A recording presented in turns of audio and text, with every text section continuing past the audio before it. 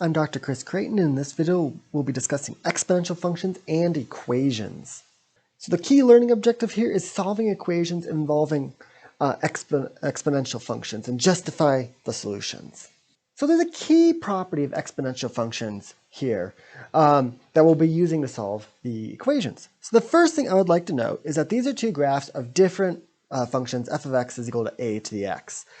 Still slight modifications. But for instance, this first one over here will correspond to a is greater than 1, and the second graph corresponds to a is between 0 and 1. This one's increasing, and then the second one is decreasing. And so going back to thinking about being one-to-one, if I draw any horizontal line here and I count the intersections, so like for instance, this line intersects once, this line intersects once, this line intersects once, and then all these lines intersect 0 times. Likewise on this side, once, we get an intersection there, this one intersection once there, and then if I just scoot down here, we get 0 intersections.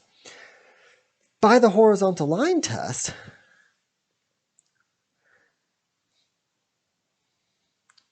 both of these functions, f of x is equal to a to the x, is 1, 2, 1.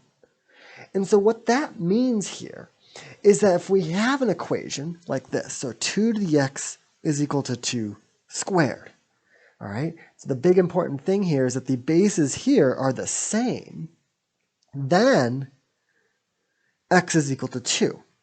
So our goal for these things is to write both sides of the equation in terms of the same base. Because once you get the same base, the functions being 1 to 1 implies that the exponents are the same. So again, the core concept here is writing these in terms of the same base. So for example, solving 2 to the x is equal to 16. Now this looks quite terrible, and just looking at it, you're not too sure what to do, but the first thing you should always do is start to factor. So the first thing I notice, your base is 2. So I want to express the 16 in base 2. And that comes down to factoring 16. So the first thing I notice is that 16 is equal to 2 to the 4th power.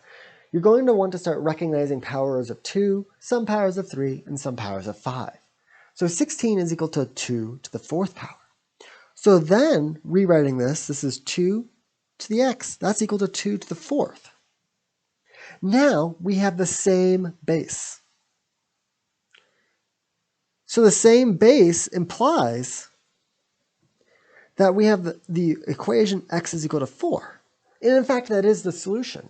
So checking, you should get in the habit of checking these. 2 to the 4 is equal to 16. That works.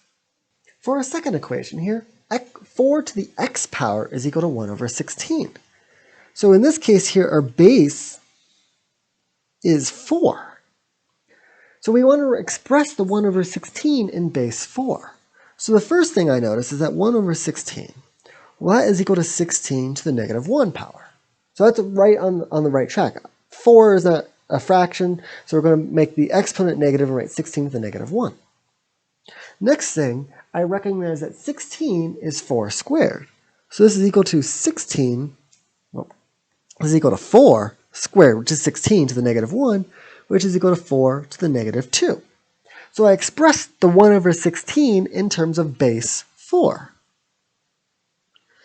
So writing this in terms of base 4, we get 4 to the x is equal to 4 to the minus 2. So x is equal to minus 2. And then checking, to get in the habit of checking, we get 4 to the minus 2 is equal to 1 over 4 squared, which is equal to 1 over 16, and that works. So we're going to keep going with this. Next, we have 16 and 64 as our bases. 16 squared is not 64, so we're going to have to try to figure out a better base. And so if you don't recognize what it is, the first thing you should try to do is to express both the 16 and 64 into a common base. So we want to find a common base. These are all set up to have a common base if needed. Later on, when we get to logarithms, that's how we deal with the situation where you don't have a common base. So the first thing I see here is 16 I know that is 2 to the 4th power. 64 is equal to 2 to the 6th power. So we can express both of these numbers in terms of base 2. So in this equation, it turns into 2 to the 4th to the 2x plus 1. So honestly, I didn't even look at the exponents. I'm just like, okay, I need to find a common base. And this is equal to 2 to the 6 times an x plus 3. Now we have an exponent of two exponents, so the exponents multiply. So this is 2 to the 4 times 2x plus 1 is equal to 2 to the 6 times x plus 3. So this is 2 to the 8x plus 4 is equal to 2 to the 6x plus 18. Great. Now we're both in base 2. So we equate the exponents. So this is 8x plus 4 is equal to 6x plus 18. So we get 2x is equal to 14. So x is equal to 7 as our answer. So now the way to check this is you plug 7 into the original equation. And then there's our last example. How do we deal with fractions? Again, right in the same base. So 8 over 27, the first thing I notice here is that this is equal to 2 cubed divided by 3 cubed. This goes back to the idea of, hey, you need to start recognizing certain powers of 2 and powers of 3. So this is in fact equal to 2 over 3 cubed. So 2/3 cubed is equal to 8 over 27. But I have a 2/3 and I want a 3/2. So remember now that negative exponents flip over their fractions. So this is equal to 3 over 2 to the minus 1 cubed, which is equal to 3 over 2 to the negative 3. So now we have the same base, 3/2 and 3/2.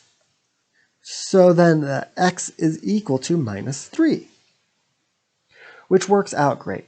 So remember, the important fact here is that if you have something to a negative power, that is equal to 1 over a. So as has been noticed a couple times so far, if you need to convert and you have like, okay, I have like a 1 over 2, but I have a 2 on the other side, that will induce a negative exponent somewhere. So keep an eye out for things like that.